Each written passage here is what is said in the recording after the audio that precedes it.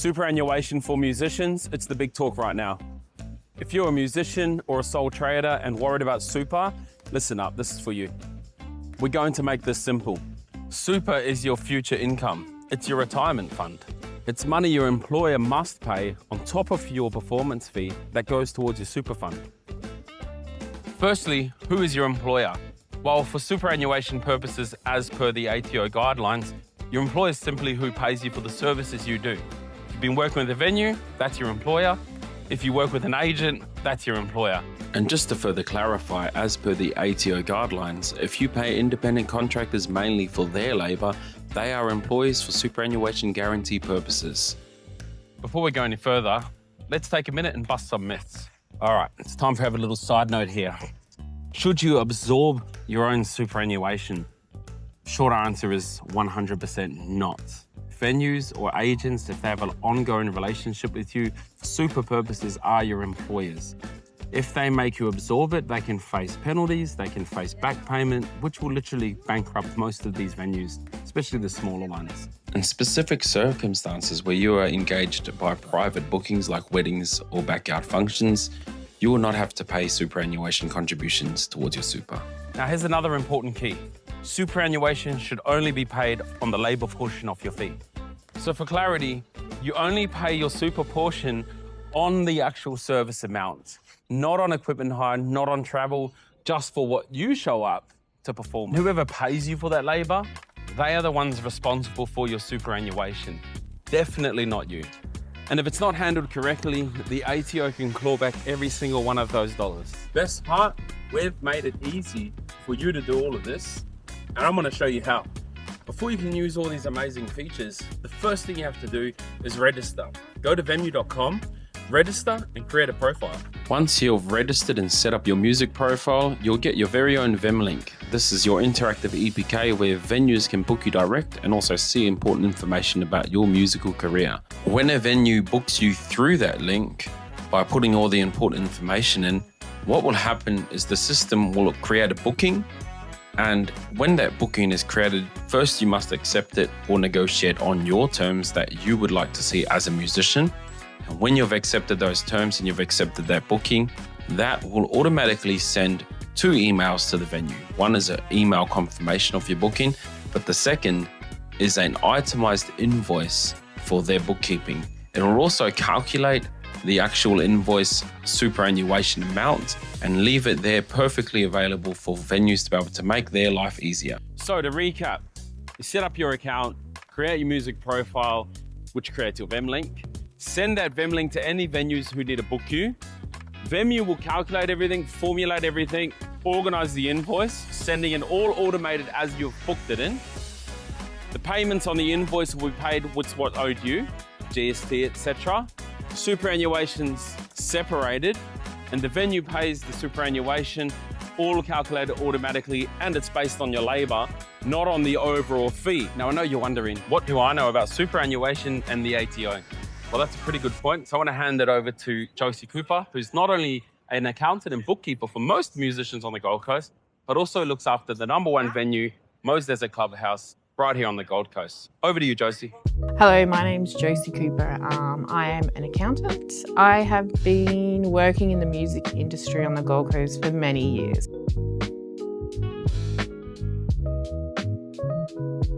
Superannuation or super is something that employers legally per super law have to pay an extra 12% for this year. It's gone up to 12%. On top of the employee's wage, it has to go directly into a complying super fund, and they're able to access it when they reach retirement.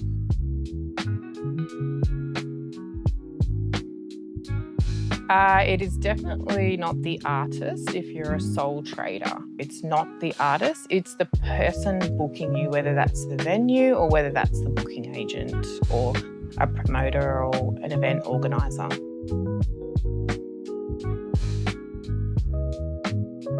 It's important to make a distinction here between when a venue or the agent says super inclusive, if you've been already playing at that venue or hired by that person on a regular basis for a specific amount, and then they come and say, Now it's super inclusive, so you're actually getting less in the hand. They're paying the 12% to the super fund, but you're getting less in the hand.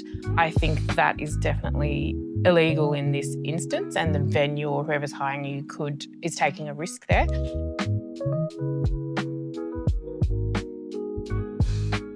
With a band, I'll start there. It really depends on your structure. If you're set up as a sole trader who's invoicing the venues, and then you have other band members that are then invoicing you as contractors, there's no real risk there.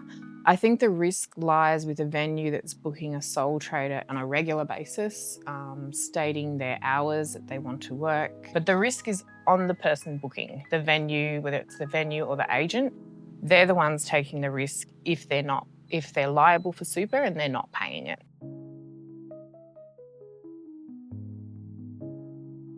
There's 4 things that make you a contractor.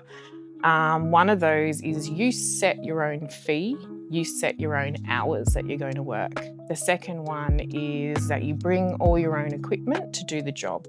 The third one is you produce a specific outcome. And the fourth one is that you can subcontract this job out to somebody else. If you're working as a regular musician at pubs and clubs specifically, what the ATO looks at is overall, like how many of them do you tick off? 9 times out of 10, these musicians are bringing their own equipment to play the job. They can't play the gig without their guitar or, whatever musical instrument they play. And yes, that's the case, but in overall, the ATO will look at all the other circumstances around this contract. So each particular contract or booking is its own case that has to be looked at individually. So when you're talking about a regular gig that you're playing, say for a pub or a club, it'd be whether the venue's stating what hours you work, the venue is telling you what they're going to pay, and even though you may be bringing your own equipment, can you then subcontract that out to another musician if you can't do the gig? So they're things to look at when you're determining whether you are more of an employee for SGC purposes.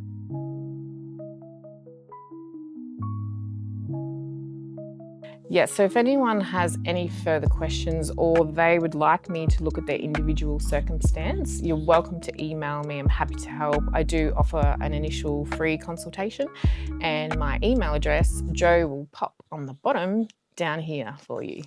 If you would like more information, you can shoot over and watch the full video where we go into much more detail with Josie Cooper.